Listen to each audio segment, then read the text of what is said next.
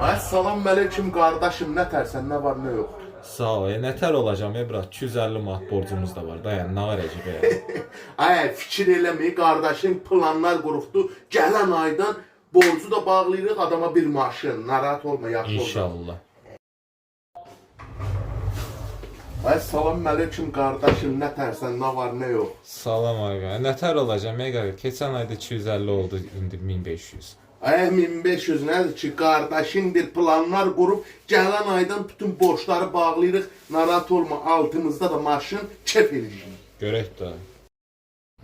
Kardeşim salam, ne var ne yok. Salam ağa. Nə olacaq brat? Keçən səfərdə 1500 qalxdı 1 milyon oldu. Necə eləyəcək aynıca? 1 milyon oldu eləmə.